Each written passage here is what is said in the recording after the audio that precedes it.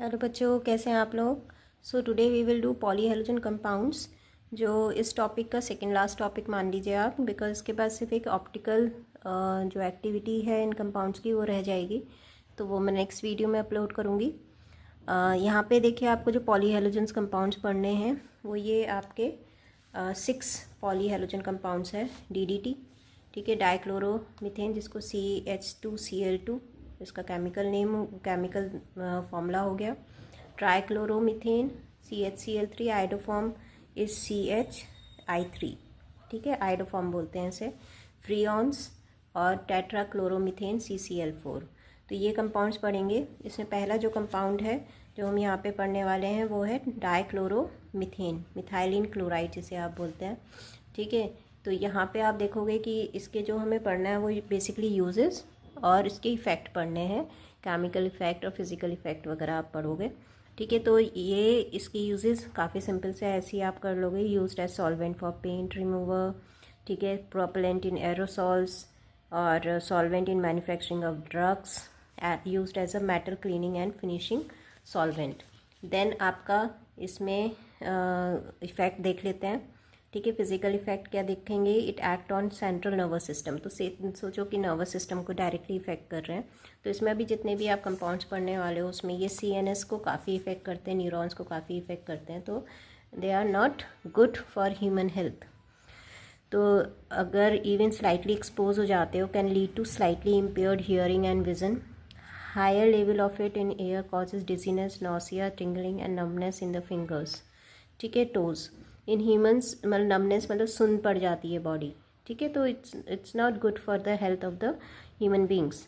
और in humans direct skin contact to it cause intense burning and mild redness of skin and burns a cornea.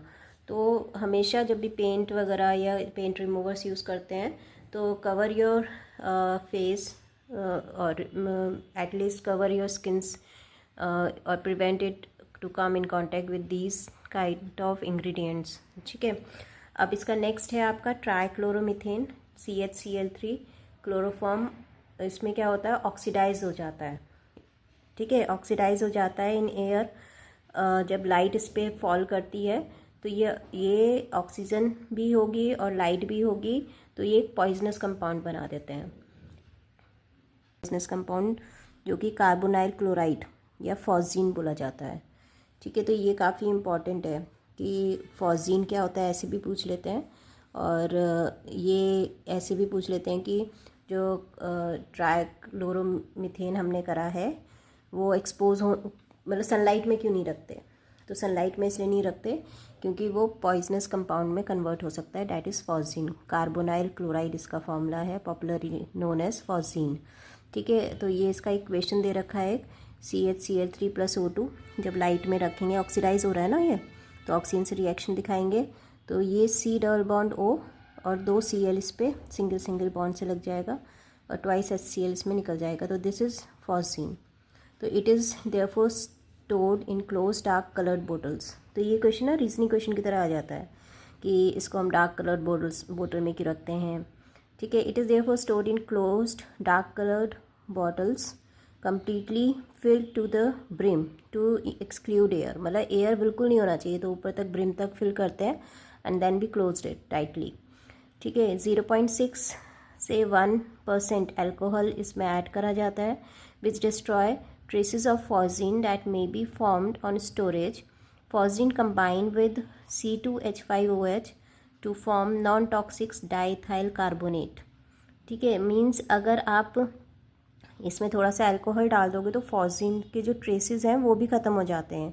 यहाँ पे इसका again reaction दिखाया है कि C2H5OH COCl2 से रिएक्ट करा तो OC2H5 OC2H5 ऐसे ये कंपाउंड बन जाएगा प्लस HCl, ठीक है। तो ये आपके 2 रिएक्शंस और 2 रीजनिंग क्वेश्चंस इसमें से बन जाते हैं कि क्लोरोफॉर्म नहीं ट्राइक्लोरोमीथेन जो है उसको आप क्लोरोफॉर्म ही बोलते हैं इसे। तो इसे आप एक्सपोज्ड मतलब लाइट से दूर क्यों रखते हैं, डार्क कंटेनर्स में क्यों रखते हैं, और इस अगर फॉस्जीन उसमें होता है तो उसको आप कैसे इसमें से रिमूव कर सकते हैं, ठीक है। तो ये आपकी 2 रिएक्शंस हैं, विद रिएक्शन आप उसको देकर आओगे तो आंसर अच्छा लगेगा। तो ये हो गया इंट्रोडक्शन। फिर हो गया यूजेस। यूजेस क्या होते हैं? Used as solvent for fats, alkaloids, iodine. अब यूजेस में तो आपको पता है, याद ही करना पड़ेगा कि ये इसके लिए यूज़ होता है, ये इसके लिए यूज़ होता है, जस्ट रीड इट।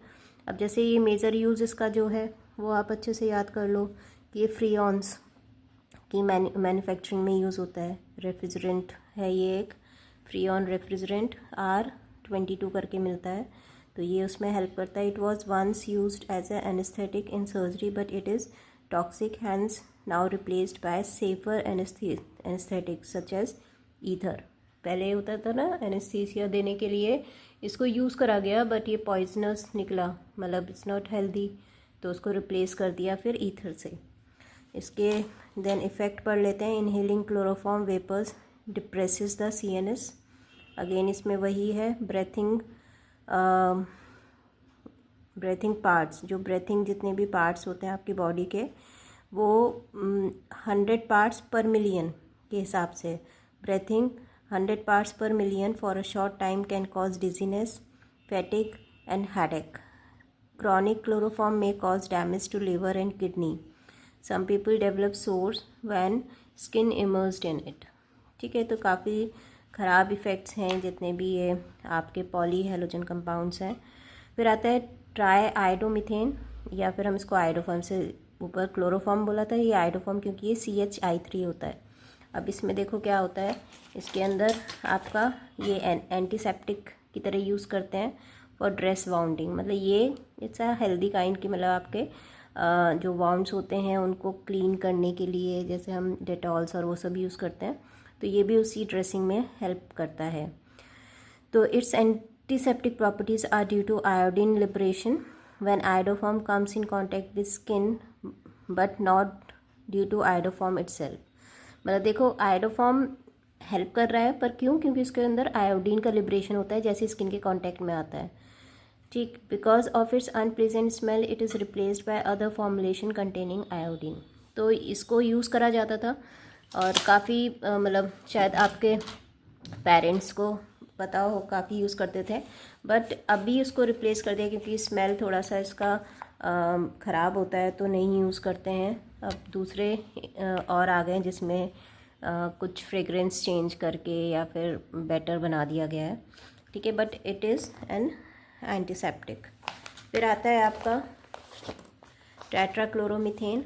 ठीक है, टेट्राक्लोरोमीथेन में carbon tetrachloride used in manufacturing of refrigerant and propellant for aerosol cans, जो एरोसॉल की केन्स होती हैं उसको बनाने में। ठीक है, ये रेफ्रिजरेंट की तरह यूज़ करा जाता है। Used as a feedstock in the synthesis of chlorofluorocarbon, freons and other chemicals. Used as solvent in manufacturing pharmaceuticals. Until 1960 widely used as fire extinguisher under the name pyrene. तो again ये पूछेंगे what is pyrene, तो pyrene को आपको इसी तरह देना है कि पायरिन जो होता है वो एक जो CCl4 है उसी को बोला गया। ठीक है, ये बस जब फायर एक्सटिंग्विशर में यूज़ करते थे तो इसमें कुछ थोड़े से चेंजेस करे जाते होंगे, और वो पायरिन का आपका यूज़ करा गया as a with the name of pyrene as a cleaning fluid in industry and spot remover in home. ठीक है, घर में भी यूज़ करते हैं स्पॉट रिमूवर के लिए, और इंडस्ट्री में तो क्लीनिंग के लिए यूज़ करा ही जाता है। ठीक है, इसके इफ़ेक्ट पढ़ लेते हैं। Exposure to carbon tetrachloride cause liver cancer, तो quite dangerous. Cause dizziness, light headache, nausea, vomiting. Cause permanent damage to nerve cells. ठीक, तो बहुत ही डेंजरस है। In severe case cause laziness, stupor मतलब लेजीनेस, कोमा, अनकॉन्शियसनेस और death. मतलब ये सारे जितने हमने कंपाउंड्स पढ़े हैं आयोडोफॉर्म को छोड़कर, सारे ही आपके सीधा नर्वस सिस्टम को इफ़ेक्ट कर रहे हैं, और ये सबकी जो सीवियरिटी है बढ़ती जा रही है। तो can used heartbeat irregular. अच्छा, can cause heartbeat irregular, तो ये कॉज है। ठीक है, can cause heartbeat irregular, cause irritation of eye. Clear. Next आता है इसका एनवायरमेंटल इफेक्ट। ये थोड़ा सा डर्टी हो रहा है बट मैनेज कर लो।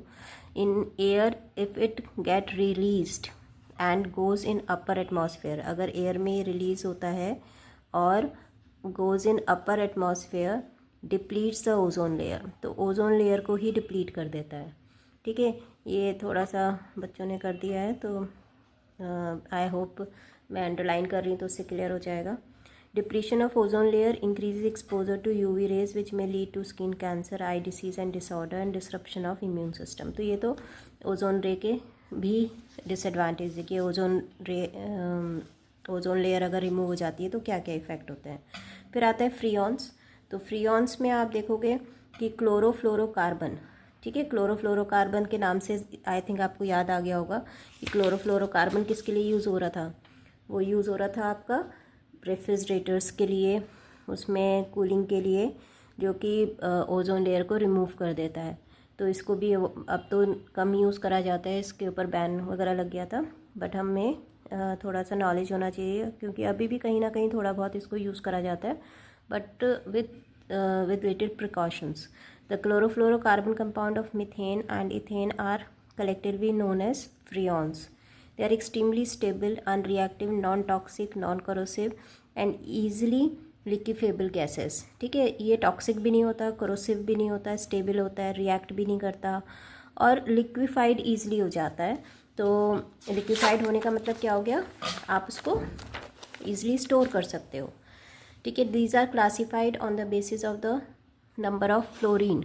तो CF2Cl2 ये फ्रीऑन 12 कहलाता है, CFCl3 फ्रीऑन 11 कहलाता है।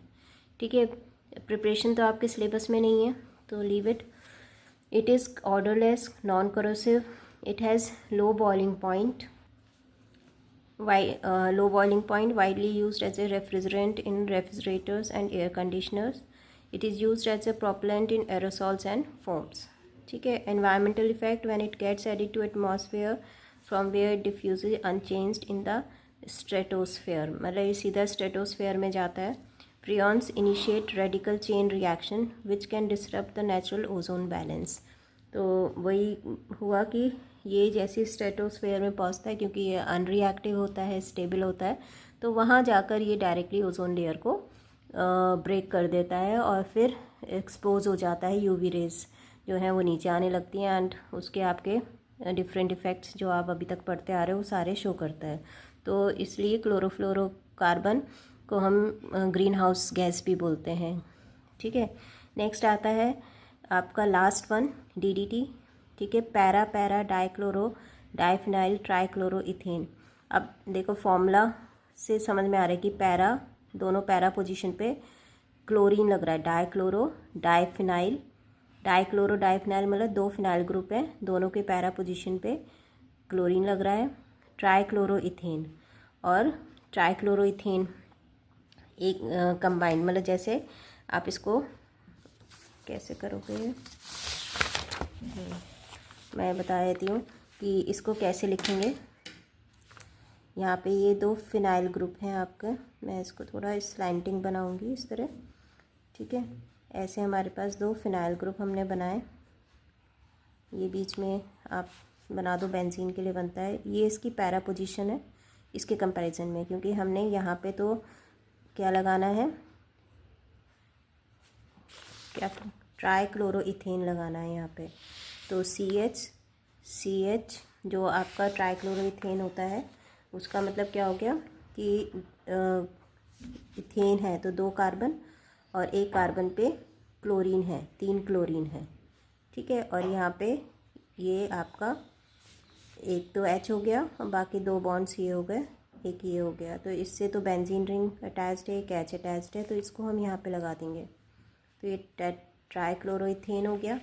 ठीक है, इधर पैरा पोजीशन पे, क्योंकि इसके कंपैरिजन में क्या है, ये मेन ग्रुप है ना, तो ये ऑर्थो मेटा पैरा, ऐसी है ऑर्थो मेटा पैरा। तो पैरा पे क्या लगाया था इन्होंने, क्लोरीन। तो ये हमारा क्या हो गया, DDT। ठीक है, तो इस DDT के बारे में आप पढ़ोगे कि first prepared in 1873, it was first chlorinated organic insecticide. ठीक है, DDT तो पता है ना, इंसेक्टिसाइड की तरह यूज़ करते हैं। In 1939, Paul Muller of Gigi Pharmaceuticals in Switzerland discovered effectiveness of DDT as insecticides. ठीक है, उसने देखा था, सबसे पहले पढ़ लेना इसका। वैसे मेन तो यही है, प्रिपरेशन और यूजेस। प्रिपरेशन है नहीं आपके सिलेबस में, ठीक है, तो आप इसको छोड़ दो। Highly toxic towards fish, it is a chemically stable, hence not metabolized very rapidly in animals, instead deposit and stored in fatty tissues. तो अगेन इसका इफ़ेक्ट यही होगा कि ये आपकी बॉडी टिश्यूज़ में जाकर स्टोर हो जाता है और फिर डिफरेंट कैंसर्स एंड इस तरह का डिसीज़ कॉज करता है। तो इसके इफ़ेक्ट DDT वाले जो फर्टिलाइज़र्स वाले होते हैं, जनरल से हैं, वो आप कर लेना, ठीक। तो ये आपके सारे पॉली हैलोजन कंपाउंड्स हो गए, ठीक। ये चैप्टर में अब आपके ऑप्टिकल आइसोमर्स बचे हैं, वो मैं नेक्स्ट वीडियो में आपके साथ शेयर करूँगी। Till then stay healthy, stay safe, have a good day.